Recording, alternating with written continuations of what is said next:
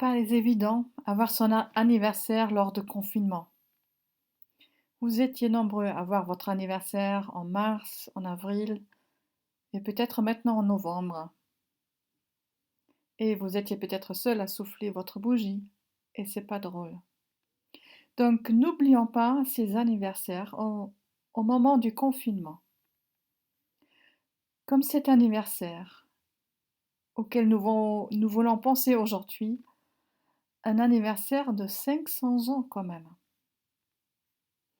Oui, en novembre 1520, Martin Luther a écrit le traité de la liberté chrétienne. Pourquoi?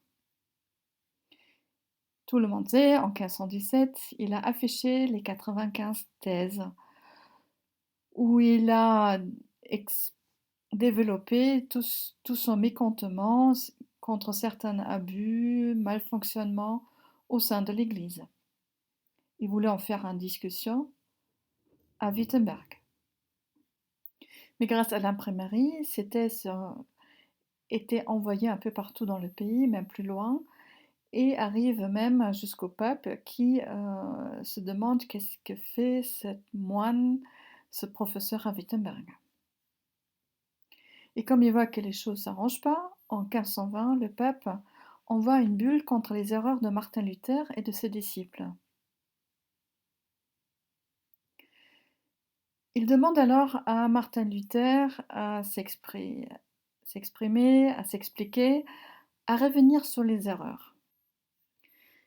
Mais Martin Luther ne voit pas d'erreur, mais il essaye d'expliquer sa position.